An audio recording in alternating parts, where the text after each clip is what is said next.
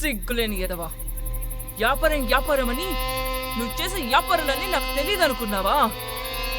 సరే చెయ్యని అని ఏదో ఒకరోజు తెలుస్తుందని వదిలేసా.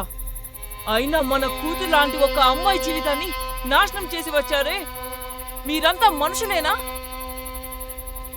వయసు పిల్లలు ఇంట్లో ఉన్నారని కూడా చూడకుండా నా పైకి వస్తావు కదరా, అది సరిపోదా నీకు?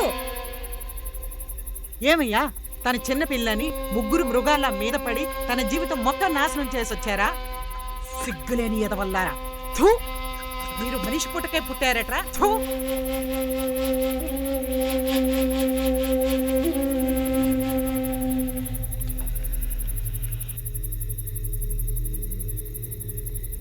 మీ ముగ్గురు కలిసి మమ్మల్ని చెప్పు తీసుకొని కొట్టండి, కానీ ఆ పాప పోలీస్ స్టేషన్ పోతానంట.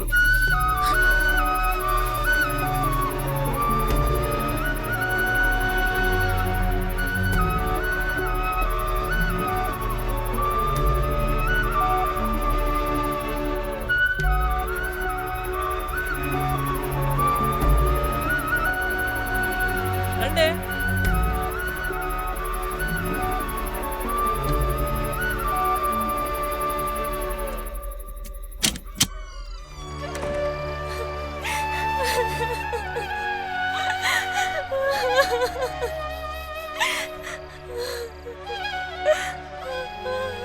మనసు మమ్మల్ని మన్నించమ్మా.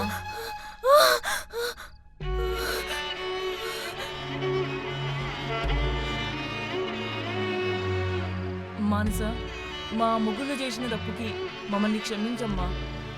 వాళ్ళేదో తాగిన మత్తులో చేసి ఇప్పుడు తలదించుకున్నారమ్మా. వాళ్ళ మొక్క మీద థూ అని ఉమ్మేసి వచ్చాం. బంగారు, నీకు జరిగింది అన్యాయమే. అమ్మా, రేపే నువ్వు మా ఇంటికి వచ్చి ఆ దొంగ వెధవల్ని కాలు చెయ్యి ఎగిరిచాయి. కానీ పోలీసుల దగ్గరికి వెళ్ళకమ్మా. తనకి వయసుకొచ్చిన అమ్మాయి ఉంది. అవునమ్మా. నా కొడుకు విదేశాలకు వెళ్ళడానికి వీసా కోసం వెయిట్ చేస్తున్నాడమ్మా. నీ కాళ్ళు పట్టుకుంటానమ్మా, పోలీసుల దగ్గరికి వెళ్ళకమ్మా. మా 3 కుటుంబాలు నడి రోడ్డు మీదకి వస్తాయమ్మా. మమ్మల్ని క్షమించి మర్చిపోవమ్మా. పోలీస్ స్టేషన్కు వెళ్ళి రేపు మేము తలెత్తుకుని జీవించలేమమ్మా. ఈ విషయం మొత్తం మర్చిపో. రేపే నీకు మంచి పెళ్లి కొడుకుని చూసి 40 తులాల బంగారం పెట్టి వైభవంగా పెళ్లి చేస్తాం.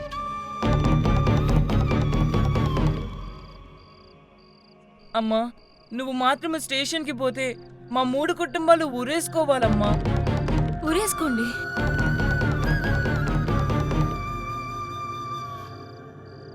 ఇంకెన్నాళ్ళు మాలాంటి పేదవాళ్ళే ఊరేసుకోవాలి? ఇప్పుడైనా మీలాంటి వాళ్ళందరూ ఊరేసుకొని చావండి.